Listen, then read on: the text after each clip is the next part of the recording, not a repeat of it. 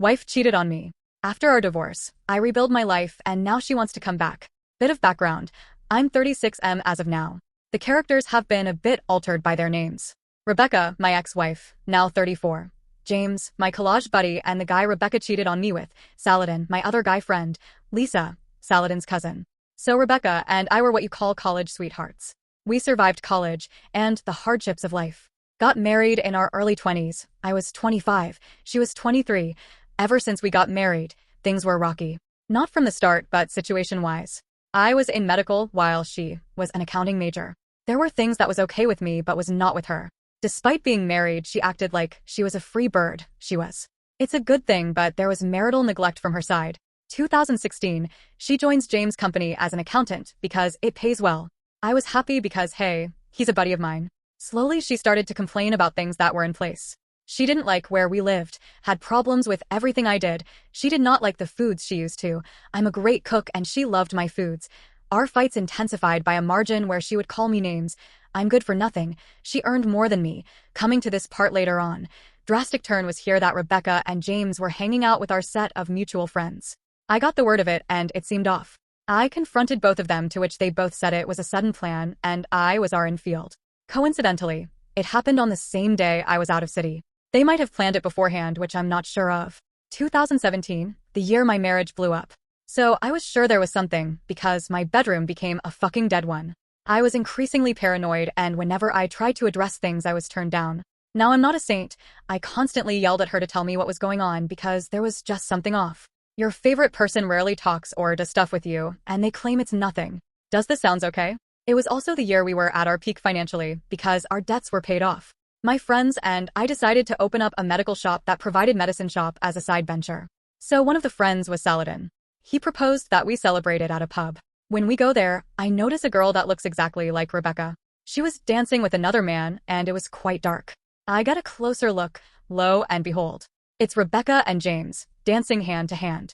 I wasn't much bothered about it because, hey, they're friends. I was here with my colleagues and she was there with her. But it was bothering me.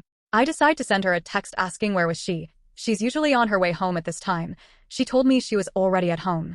Now that was a red flag. I told her to stop lying because she wasn't. I could clearly see her that she was getting paranoid and told me she was on her way. She left the pub afterwards. That night I asked her about James. The look she gave me was as if she saw a ghost because she was not expecting that question. That look was what that told me something was definitely up. If you ask your so about a friend, they should act normally, but the way she acted was abnormal. That night itself I snooped her phone. Curiosity was killing me. The password was changed so I couldn't see the phone. The next day, I saw her password and snooped it. There were hundreds of thousands of texts right there. Countless nudes, calling him daddy, degrading comments. My wife and I made a vow to each other that if there was ever anything we needed to explore we would be transparent to each other. She broke that vow too. She confided about him how much thrill she felt that night at pub. I went through everything. What hurt the most was she herself told me if one of us ever got bored of the other or needed to spice things up, we will let each other know. She destroyed everything. I couldn't look at her the way I used to anymore. I cried the night and confronted her stupidly without any evidence the next morning. She yelled at me and stormed out after telling me I was abusive and insane. She told all our friends that I was abusive. That afternoon, they created a messenger group where everyone ganged up to troll me. When she came home that night, she told me she was in love with James and wants a divorce. I told her to talk first, but it turned into her berating me. I yelled at her and she called the cops. I was asked to spend the night elsewhere.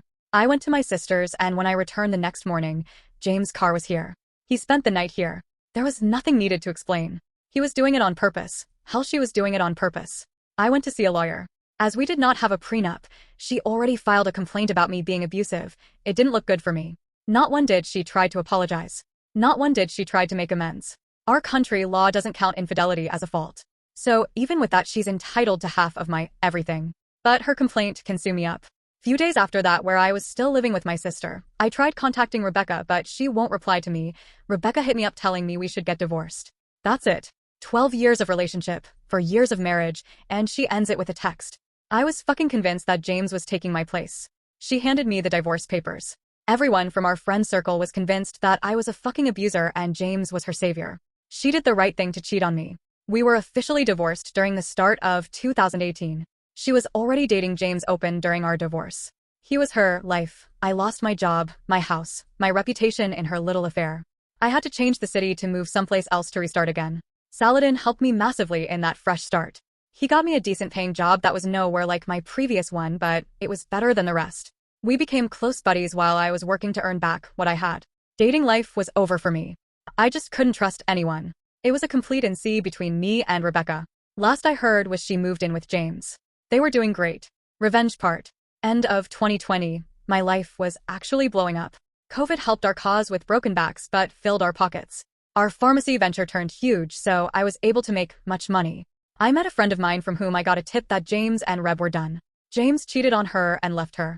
But Reb had a child with James. He was absent since birth, so he did not sign the birth certificate, so Reb is raising that child as a single parent. She tried dating, but she was not over me or James. The audacity. Part of me was happy with it, but gosh, I really missed her. I sent her an email asking how is she doing. She wasn't expecting to hear from me. We exchanged mails and reconnected. Our first meet was in 2021 after several years. She looked like shit. She gained weight, lost the charm, and looked utterly exhausted all the time. Frankly, just her look made my blood boil and triggered me, but I also want to take my revenge on her. Life had already done that on my part, but I'm an asshole. I wasn't done with her.